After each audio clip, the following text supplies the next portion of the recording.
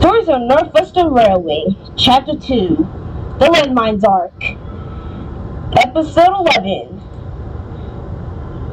The Crucifix of Ulfstead. It was a cloudy day on the island of Sodor, and Percy was popping up to Ulfstead. Hey Stephen. Oh, hello there, Percy.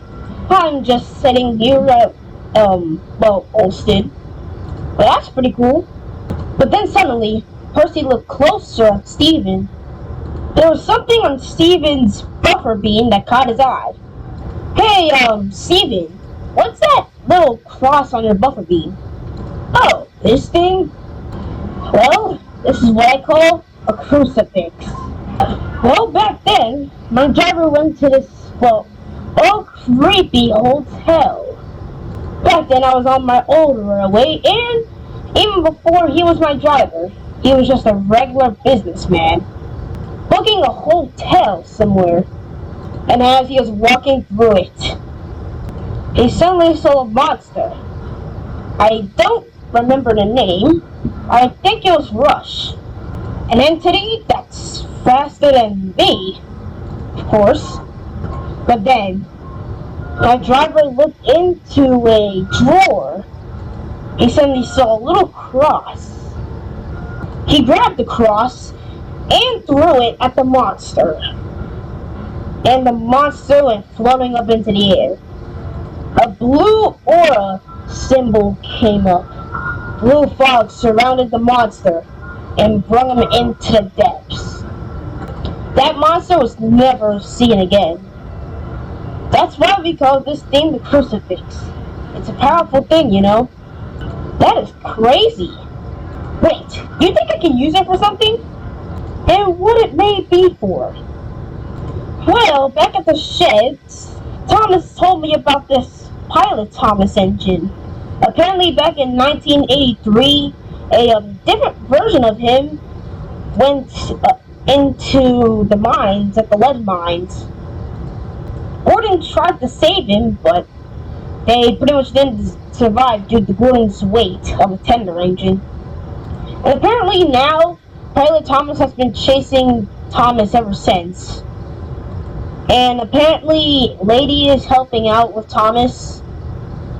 But I think Lady might need more help. Could we, use it for Pilot Thomas? I mean, Pilot Thomas really isn't a monster, but a tree. But I mean, he could count as a monster. And who's this Pilot Thomas you're on about? Well, it's kind of like Thomas, the same old blue and stuff, except larger side rods. I guess some different changes of him, including he has some dark form.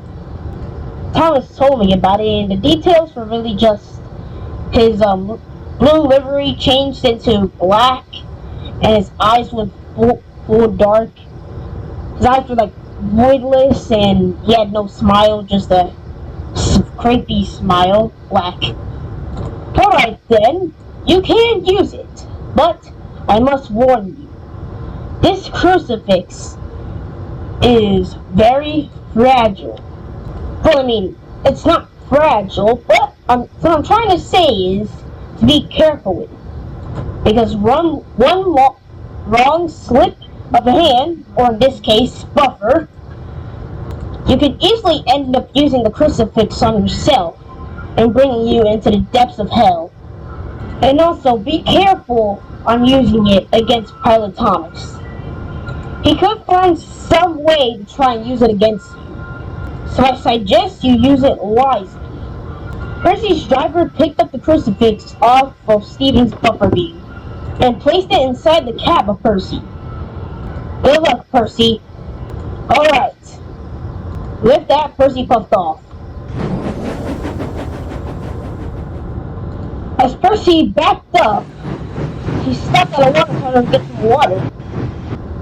Alright, can this water hurry up? And soon enough, the water was full. Alright, let's continue.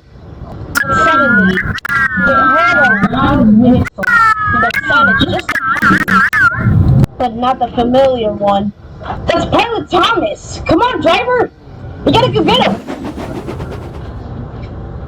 Percy raced across the waterfall.